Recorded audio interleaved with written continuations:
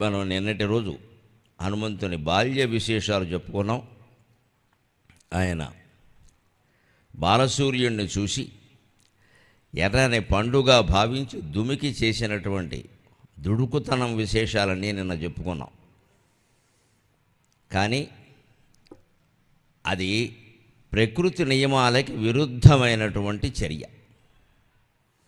సూర్యుడుగానే వెలగాలి. సూర్యుడిని కూడా పట్టుకోగలిగిన శక్తిమంతుడు ఎవడైనా సృష్టిలో ఉన్నా ఆ ప్రయత్నం చేయకూడదు. భారతీయ తత్వం అంటే అది. మన దగ్గర శాస్త్రీయ విజ్ఞానం తక్కువగా అభివృద్ధి చెందుతుంది. పూర్వం నుంచి కూడా తత్వజ్ఞానం బాగా అభివృద్ధి చెందుతుంది. ఆధ్యాత్మికత విషయంలో ప్రపంచంలోనే భారతదేశానిది ప్రప్రథమ స్థానం. వైజ్ఞానికత విషయంలో మన పిల్లల పుస్తకాలు ఏవి చూసినా, ఎంత చిన్న వస్తువును కనిపెట్టినా, ఎంత పెద్ద వస్తువును కనిపెట్టినా విదేశీయుల పేర్లే కనపడతాయి, భారతీయుల పేర్లు కనపడవు. కారణం ఏమిటి? ఇంతటి తపో విజ్ఞానం కలిగిన వాళ్ళు ఈ మాత్రం దువ్వెన్నా అద్దము కనిపెట్టలేరా ఇక్కడ? ఈ పాటికి అన్నిటికీ వాళ్ళ పేర్లు ఉండాలా ఇక్కడ? ఈ వర్ణచక్రం కనిపెట్టడానికి, లేదా for every reaction there is an equal and immediate reaction అని న్యూటన్ గారి థరుడ్లా కనిపెట్టడానికి ఈ మాత్రం తెలివితేటలు ఇక్కడ ఋషులకు లేవా? ఆకాశాన్ని, అంతరిక్షాన్ని, సూర్యగ్రహణాలని, తిథులని అన్నింటినీ క్షణాలు కాదు, క్షణంలో 1000వ వంతు కూడా కేవలం వేళ్ల మీద లెక్క పెట్టగలిగినటువంటి జాతి కదా. ఆ జాతి భౌతిక అవసరాలకు సంబంధించిన వస్తువులు కనిపెట్టలేదా అండి అజ్ఞానం? కానీ మన ఋషుల యొక్క ఆలోచన విధానం ఎలా ఉండిందంటే, భౌతికత ప్రధానం కాదు, భౌతికమైన పురోగతి పెరిగిన కొద్దీ మనిషికి నైతికమైన పురోగతి అడుగంటిపోతుంది. ఇది ఇప్పటికీ మనకి ప్రత్యక్షమైన విషయం. అది ఆస్తులు బాగా పెరిగాయి, అంతస్తులు బాగా పెరిగాయి అంటే దురహంకారాలు పెరుగుతాయి, ఆత్మజ్ఞానం నశిస్తుంది. అంచేత భౌతిక పురోగతికి నైతిక పురోగతికి మధ్యలో అభిలషణీయమైన సమతుల్యాన్ని సాధించగలిగినప్పుడే వ్యక్తికి శాంతి, జాతికి అభ్యుదయము లభిస్తాయని చెబుతాడు వివేకానందుడు తన సూక్తుల్లో. మనందరము ఇది గుర్తుపెట్టుకోవాలి. భౌతిక పురోగతి అంటే డబ్బు సంపాదించడం, వృత్తి, వ్యవసాయం, వ్యాపారం, ఉద్యోగం, ఏదైనా దేని ద్వారానే. తద్వారా ఏవో ఇళ్ళు వాకిళ్ళు కొనుక్కోవడం, పెళ్ళిళ్ళు చేసుకోవడం, పిల్లల్ని గండం, వస్తువులన్నీ కొనుక్కోవడం, మనం అనుభవించడం, వాళ్ళకి ఇవ్వడం, ఇదంతా భౌతిక పురోగతి. ఇదంతా దేనికి అని మనిషి ప్రశ్నించుకోవాలి. నువ్వు వేదం చదివావు దేనికి? ఉపనిషత్తులు చదివావు దేనికి? బీటెక్ చదివావు దేనికి? ఎంటెక్ చదివావు దేనికి? ఏమీ చదవలేదు దేనికి? ప్రతిదానికి దేనికి అనే ప్రశ్న ఉండాలి. మనం ఆ దేనికి అనే ప్రశ్న లేకుండానే ముందుకెళ్ళిపోతూ ఉంటాం. ఎందుకంటే నలుగురు సంపాదిస్తున్నారు, మనము సంపాదించాలి. నలుగురు చదువుకుంటున్నారు, మనము నలుగురు పెళ్లి చేసుకున్నారు, మనము చేసుకోవాలి. నలుగురు ఏడుస్తున్నారు, మనమే ఏడవాలి. అంతే. మన దృష్టి ఎంతసేపు గతానగతికో లోక నలోక పారమార్థిక అన్నట్టే ఉంటుంది. లోకం ఎప్పుడు గతానుగతికం. 10 మంది ఏ దారిలో నడుస్తున్నారో ఆ దారిలో నడుస్తుంది. కానీ నా లోక పారమార్థిక, ఇందులో పరమార్థం ఏమిటని ఆలోచించేవాళ్ళు 100 కాదు 1000 ఉంటారు. మనుష్యాణం సహస్రేషు కశ్చిత్ యతతి సిద్ధయే. భగవద్గీతలో పరమాత్మ చెబుతాడు, ఆత్మజ్ఞానం కోసం ఎవడు ప్రయత్నిస్తాడయా, ఎవడికి నువ్వు దొరుకుతావు అంటే కృష్ణుడు అంటాడు, మనుష్యాణం సహస్రేషు కశ్చిత్ యతతి సిద్ధయే యతతామపి సిద్ధానాం కశ్చిన్మాం వేత్తి తత్వతః అంటాడు. ఒక 1000 మంది మనుషులు ఉంటే అందులో ఒకడు ప్రయత్నిస్తాడయ్యా నా కోసం, సహస్రేషు అన్నాడు. 1000 కూడా కాదు, కొన్ని వేల మంది మనుషులు ఉంటే అందులో ఒక్కడు ప్రయత్నిస్తాడు భగవతత్వం తెలుసుకోవాలని. అలా ప్రయత్నించేటువంటి కొన్ని వేల మందిలో ఒక్కడికి నేను దొరుకుతానో లేదో కష్టం అన్నాడు. 16,000 మందికి దొరకలేదు ఈయన, మనకు దొరుకుతాడు ఇక్కడ. వాళ్ళు భర్త అని వాళ్ళు అనుకున్నారంతే, ఈయన ఎవరిని అందులో భార్య అనుకోలేదు. వాళ్ళందరూ ఆధార్ కార్డుల మీద మీ ఆయన ఎవరంటే కృష్ణుడు అని రాయించారు. ఈయన ఆధార్ కార్డు మీద కృష్ణుడు అంటే ఇంకేముండదు అక్కడ. అమ్మా నాన్న పేరు కూడా ఉండదు, ఎందుకంటే నాకు అమ్మా నాన్న ఏమిటంటాడు ఆయన. స్వయంభువయ్య, స్వయంభూశంభురాదిత్య పుష్కరాక్షో మహాస్వనక అనాదినిధనోధాత విధాత ధాతురుత్తమక. స్వయంభువైనటువంటి విష్ణువుకి ఏ అవతారాల్లో మాత్రం తల్లిదండ్రులు ఉన్నారంటే అదేదో ఓ కథ కోసం ఉంటారు, కానీ నిజంగా ఎలా ఉంటారండి? శివుడికి విష్ణువుకి తల్లిదండ్రులు ఉండరు, వాళ్ళు స్వయంభువులు. మిగిలిన దేవతలకి తల్లిదండ్రులు ఉంటారు, శివుడికి విష్ణువుకి తల్లిదండ్రులు ఉండరు. అందుకని వాళ్ళు ఆ అవతారాలు ఆ పద్ధతిలో ఉంటాయి అలాగా.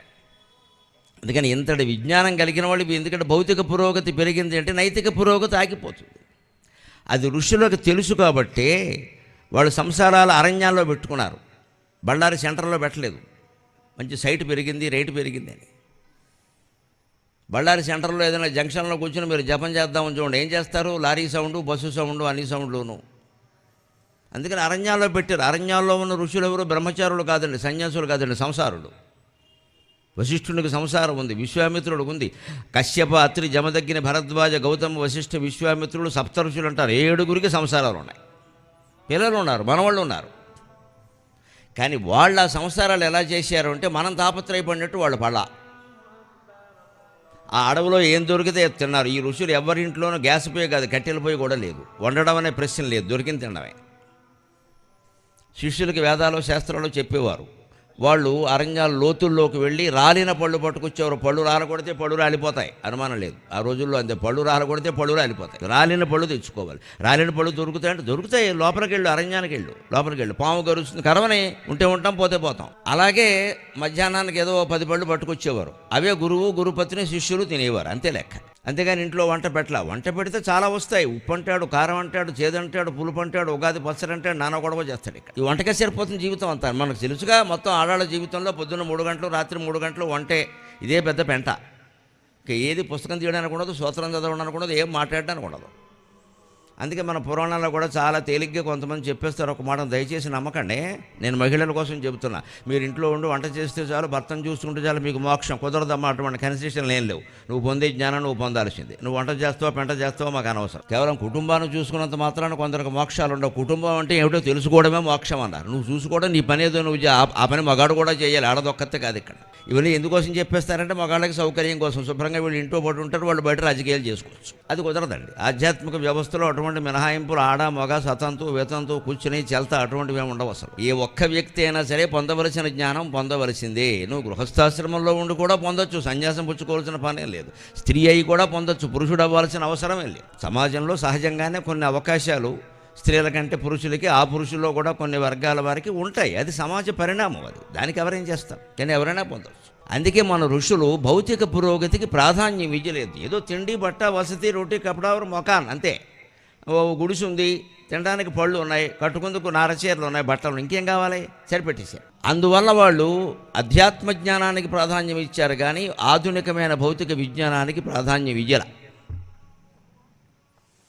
ఇచ్చి ఉంటే ఈవేళ మనం ఏవైతే వస్తువులు అనేక రకాలుగా అనుభవిస్తూ ఉన్నామో అవన్నీ మనవాళ్లే కనిపెట్టేవాళ్ళు, మనవాళ్ళకే ఇచ్చేవాళ్ళు.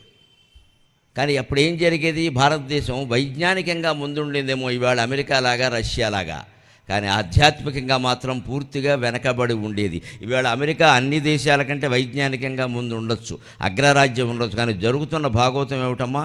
ప్రపంచం మొత్తం మీద ఆత్మహత్యలకి పేరు మోసిన దేశం అమెరికాయే. అంతేకాదు, హత్యలు కూడా పేరు మోసిన దేశం అమెరికాయే. అంతేకాదు, అమాయకుల్ని కాల్చి చంపడానికి పేరు మోసిన దేశం కూడా అమెరికాయే. ఆలోచించండి, ఎందుకు ఈ భౌతికత, ఎందుకు ఈ విజ్ఞానం పనిలేక? మనకు విజ్ఞానం అంటే చంపడం, చచ్చిపోవడమునా?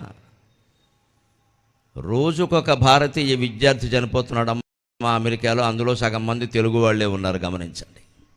పత్రికల్లో వస్తున్న వారులే, నేనేం కొత్తగా చెప్పట్లేదు ఇక్కడ. రోజుకొక భారతీయ విద్యార్థి ఓ రోజు కనిపించకుండా పోతాడు, రెండో రోజు శవమే తేల్తాడు స్విమ్మింగ్ పూల్లో, మనవాడే. మనం తేలిగ్గా పిల్లల్ని పంపించేస్తున్నాం అమెరికాకి, ఆస్ట్రేలియాకి, మీరు వెళ్ళిపోండి అని. ఇంకా మళ్ళీ రారు ఇంకా. ఎందుకంటే అక్కడ అసూయలు బయలుదేరాయి. మన అవకాశాలు వీళ్ళు కొట్టేస్తున్నారు. ఇక్కడ విదేశీయులను ఇక్కడికి రావడానికి వీలు లేదని అసూయలు బయలుదేరాయి. అక్కడ సహజం అది. మన ఉద్యోగాలు ఇంకోళ్ళు పట్టుకుపోతే మనకు అనిపించదా? మరి ఏమైంది భౌతిక విజ్ఞానం? రష్యా చాలా అందరికంటే ముందు యూరీ గగారిన్ అంతరిక్ష యాత్ర చేసిన వాడు రష్యా వాడు. అందరికంటే ముందు చంద్రమండలంలో కాలు పెట్టినవాడు నీల్ ఆర్మ్స్ట్రాంగ్, అమెరికా వాడు. మైకేల్ ఆండ్రిలో, అమెరికా వాడు. ఏం చేశారు వీళ్ళంతా? ఇప్పుడు రష్యా ఏం చేస్తుంది? ఒక్క ఉక్రెయిన్ గెలవడానికి 3 ఏళ్ళు అయింది. ఉప్పు కారం లేదు ఇప్పటికీ. 3 ఏళ్ళు లేదు. ఉక్రెయిన్ అంటే ఉడత, చిన్న పెట్ట. ఇప్పటికింకా గెలుపు ఓటమి తేలలేదండి ఇక్కడ. ఏమిటి మీరు సాధించిన భౌతిక ప్రగతి? ఓ చిన్న దేశాన్ని మింగేయడమా? దానికి కూడా 3 ఏళ్ళ? కరదూషణాదులు 14,000 మంది వస్తే రామచంద్రమూర్తి అరగంటలో కొట్టి పంపించాడు మొత్తం. ఎవడి సేవలు వాటికి డోర్ డెలివరీ చేసేసాడు. 14,000 మందిని అరగంటలో, లక్ష్మణుడు లేకుండా. లక్ష్మణుని సీతాదేవి కాపలాగా ఉండమన్నాడు, గుహలో పెట్టావండి అక్కడ ఉండమని చెప్పాడు. అక్కడ జోలికి రాకుండా చూసుకో, అది చాలా ముఖ్యం అన్నాడు. ఈ 14,000 సంగతి ఈయన చూశాడు. అరగంట 31 నిమిషం అనేది తెలియదు. అందుకే ఇక్కడ హనుమంతుడి కథలో కూడా మనకి భౌతికమైనటువంటి పురోగతికి ప్రాధాన్యం ఇవ్వద్దు, ప్రకృతి ఏది ప్రసాదిస్తే అదే తినాలి, అదే బట్ట కట్టుకోవాలి, అలాగే ఉండాలి, ఉన్న చోటే ఉండాలి, ఉన్న పనే చేసుకోవాలి, ఉన్నదాంతోనే సంతృప్తిగా ఉండాలి, నిశ్చింతగా ఉండాలంటే ఈ 3 విషయాలే గుర్తుపెట్టుకోవాలి. ఉన్న చోటే ఉండాలి, బళ్ళారిలోనే ఉండాలి, ఉన్న పనే చేసుకోవాలి. ఇక్కడ మన కులవృత్తి ప్రకారమో మరో వృత్తి ప్రకారమో పోనీ మనకి ఇష్టమైన పనో ఏం చేసుకోగలమో అదే చేసుకోవాలి. ఇక్కడ ఏమొస్తే దాంతోనే సంతృప్తి పడాలి. ఇక్కడి నుంచి ఇంకో ఊరు ఎడదామని మనం ప్రయత్నం చేస్తే ఆ ఊళ్ళో వాడికి ఆటంకం అవుతుంది. అక్కడ వీడు వచ్చి నా పని చెడగొట్టాడంటాడు. అందుకే మన పూర్వ రామాయణ భారతాల్లో ఎక్కడా ఉన్న చోటు నుంచి కదలరు జనం, తప్పనిసరి అయితే తప్ప. రాముడు వనవాసం కాబట్టి దక్షిణాదికి వచ్చాడుగా, లేదా అయోధ్యలోనే ఉండేవాడు. పాండవులు వనవాసం చెయ్యాలి కాబట్టి ఎక్కడికి వెళ్ళారుగా, లేకపోతే హస్తినాపురంలోనే ఉన్నారు. అంత చేసినా మళ్ళీ వచ్చి వాళ్ళ హస్తినాపురం కోసమే వాళ్ళు యుద్ధం చేశారు, కానీ ఇంకేం చేయాలి. ఏదో వేరే రాజ్యం సంపాదించుకుని ఉందామని అనుకోవాలి. మనం వదిలేసి వేరే రాజ్యం మనకెందుకు? అందుకోసమే హనుమంతుడి యొక్క దుస్సాహసానికి జవాబు చెప్పారు దేవతలు. దేవతలు కూడా తప్పు చేయలేదు. మనం హనుమంతుడి పార్టీ కదా అని దేవతలను తిట్టాల్సిన పనే లేదు. అక్కడ ఇంద్రుడు తన బాధ్యత చేశాడు, బ్రహ్మగారు తన బాధ్యత చేశాడు.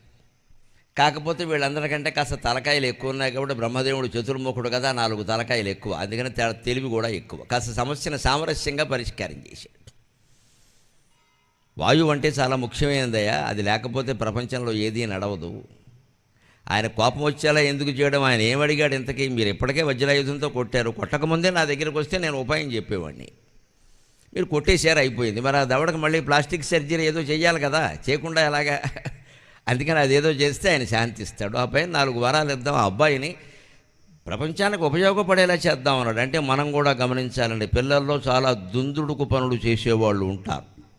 ఆడపిల్లల మగపిల్లల తేడా లేదు, ఉంటారు. వాళ్ళ అల్లరిగా భావించి మాటిమాటికి వ్యాఖ్యానించదు. వీడేమిటో కోతి అల్లరి పనులే చేస్తాడు, వీడికి వీళ్ళ మేనమామ పోలుకొచ్చింది, వంటింట్లోంచి ఆవిడ వస్తుంది చెడ్డేసుకున్నాడు, మా తమ్ముడిని అంటావా అని.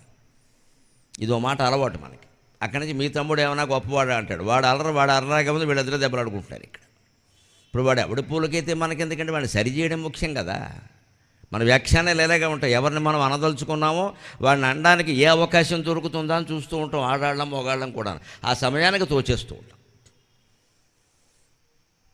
ఆడపడుచు మీద కోపం ఉందనుకో, ఇంట్లో ఉన్న ఆవిడకి, వేరే వచ్చినా ఎవడైనా ఏదైనా ఆవిడ ఏమైనా సరిగ్గా ఉండకపోతే ఈవిడమ్మ ఆడపడుచులాగే అని మొదలెడుతున్నాడు. అక్కడి నుంచి ఆడపడుచుకి వెళ్ళిపోతుంది ఈ వార్త, అక్కడి నుంచి గొడవలు ఎక్కువైపోతాయి.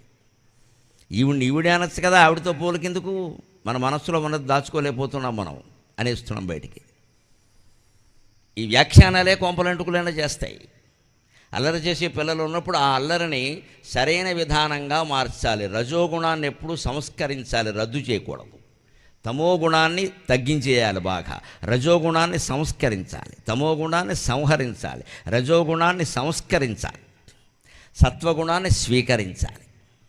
హనుమంతుడు ఈవేళ చూస్తాం మనం సుందరకాండలో, సముద్రాన్ని దూకుతూ ఆ 3 పనులు చేశాడు. తమో గుణాన్ని సంహరించాడు, రజోగుణాన్ని సంస్కరించాడు, సత్వగుణాన్ని స్వీకరించాడు. మూడు రకాల ఆటంకాలు ఆయనకు ఎదురైతే 3 ఆటంకాల పట్ల 3 విధాలుగా ప్రవర్తించాడు, ఒకలా ప్రవర్తించలేదు. అది మనం సముద్రం దాటే ఘట్టంలో చూస్తాం. విద్యాభ్యాసం అయ్యాక కదా అవన్నీ. అందుకని పిల్లల అల్లరిని సరిచెయ్యాలి, కానీ అల్లరి చెయ్యకూడదన్న అల్లరి గురించి దేవుడికి మొక్కేయకూడదు. అల్లరికో దేవుడు లేడు, అల్లరి ఈశ్వరుడు అంటూ ఎవడు లేడు. మావాడు అల్లరి చేయకుండా ఉంటే నేను మెట్లు ఎక్కొస్తా, నువ్వెందుకు మెట్లు ఎక్కడం? వాడు అల్లరి చెయ్యాలి. నువ్వు చేయలేదు అల్లరి, వాడు చేస్తున్నాడు. ఇక్కడ అల్లరి చేసేవాడినే పిల్లాడు అంటాడు, చేయకపోతే మొద్దు అంటారు వాడిని. వాడు చెయ్యాలి, కొన్ని దుందుడుకు పనులు చేయాలి, ఇంట్లో గిన్నెలు పగలగొట్టాలి, వేసిన పాకలు పీకాలి, అటువంటి వాడినే మనిషి అంటారు. ఆ వయస్సు అది 20 ఏళ్ళు వచ్చాక కాదు, 7 ఏళ్ల లోపు అవన్నీ ఉండాలి. ఆ సాహసాలే తర్వాత వాడిని గొప్పవాడిని చేస్తాయి. అందుకే బ్రహ్మదేవుడు ఆ సాహసాన్ని సరిచేశాడు, కానీ నువ్వు ఇంక సాహసాలు చేయొద్దు అనలేదు. అతనికి కొత్త హనువు వచ్చేలా చేసి హనుమంతుడు అని పేరు వచ్చేలా చేశాడు, కానీ నువ్వు ఇంక సాహసాలు చేయడానికి వీలు లేదని చెప్పాలి. అందుకే హనుమంతుడు ఆగలేదు. చదువు దగ్గరకు వచ్చేసరికి మళ్ళీ అన్నాడు, మామూలుగా ఇంగ్లీష్ మీడియం స్కూల్లో చేరే కర్మ నాకేమిటయ్యా, మా గురువుగారు సూర్యుడు. నేను ఇదివరకే ఓసారి వెళ్ళొచ్చాను ఆ బళ్ళోకి, వీళ్ళంతా ఆపబట్టాగాని లేకపోతే మింగేసేవాడిని.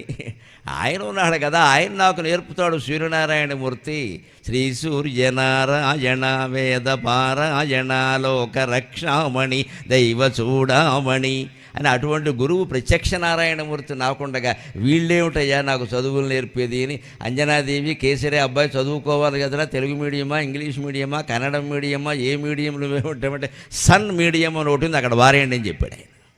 ఆయన ఒక్కసారిగా సూర్యలోకానికి మళ్ళీ ఎగిరాడు చదువు కోసం. ఎగిరేసరికి సూర్యుడికి ఆశ్చర్యంతో పాటు ఆనందం కలిగింది. ఏమిటయ్యా మళ్ళీ వచ్చావంటే, మీ దగ్గర చదువుకుందుకు వచ్చానండి అంటే ఆయన అన్నాడు, చదువులు నేర్చుకొనంగ వచ్చితివే వత్సా. ఉత్తర రామాయణంలో హనుమంతుని యొక్క విద్యాభ్యాసాన్ని గురించి రాస్తూ కంకంటి పాపరాజు రచించిన పద్యం ఇది. అద్భుతమైన పద్యాలు వింటున్నారు మీరు, అదృష్టవంతులు. చదువులు నేర్చుకొనంగ వచ్చితివే వత్సా త్రోవనెట్లభ్యసించెదు.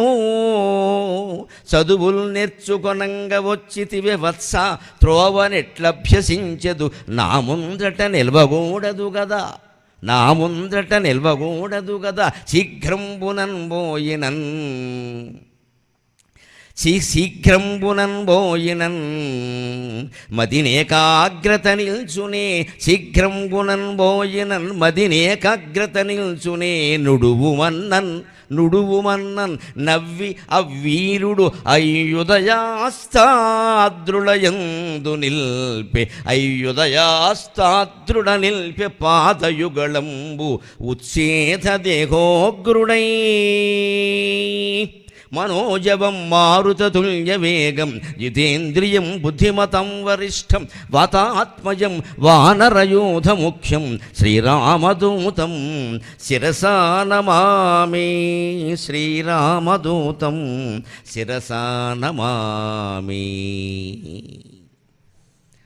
మనోజవంతో గాలితో సమానమైన వేగంతో సూర్యలోకానికి వెళ్ళిపోయాడు. నాకు చదువు చెప్పండి అన్నాడు. సూర్యుడు వేడిమిగా తట్టుకునే శక్తిని ఇదివరకే ఆయన ఇచ్చాడు. ఈయన జగదోపకారం చేయాలి కాబట్టి ఏమన్నాడు ఆయన, నా తేజస్సులో 100వ వంతు నీకు ఇస్తున్నాను అన్నాడు. అంత తేజస్సు ఈయనకు ఉంది కాబట్టి వెళ్ళాడు అక్కడికి. లక్షల కోట్ల డిగ్రీల ఉష్ణోగ్రత ఉంటుంది అక్కడ. హనుమంతునిలో కూడా అంత వేడి ఉంది. ఆయన దాన్ని తపస్సుతో అదిమి పెట్టుకున్నాడు. మనం అధర్మ కార్యాలు చేస్తే ఆ వేడిని వేరేగా ఉపయోగిస్తాడు, ధర్మకార్యాలు చేస్తే ఆ వేడిని అనుగ్రహం రూపంలో ఉపయోగిస్తాడు, అధర్మాలు చేస్తే ఆగ్రహం రూపంలో ఉపయోగిస్తాడు. దేవతలలో కొంతమంది సాత్విక దేవతలు ఉన్నారు, వాళ్ళు ఎప్పుడు మనకి శిక్ష వేయడం అనేది చెయ్యరు. శివుడు సాత్విక దేవత, ఎవరిని శిక్షించడు. బోళా శంకరుడు ఎన్ని పాపాలు చేసి ఆయన నెత్తి మీద జుట్టంతా పీకేసినా సరే వరం ఇచ్చేసి వెళ్ళిపోమంటాడు. కానీ ఆయన భార్య ఉందే మిసెస్ శంకర, ఆవిడుందే బెజవాడ కనకదుర్గాదేవి, 10 ఆయుధాలు పట్టుకుని సిద్ధంగా ఉంటుంది. మంచి పనులు చేస్తే అనుగ్రహిస్తుంది, లేకపోతే తోలు తీసేస్తుంది పట్టుకుని. హనుమంతుడు అటువంటి వాడే. ధర్మకార్యాలు చేస్తే సీతాన్వేషణలాగే రాముడికి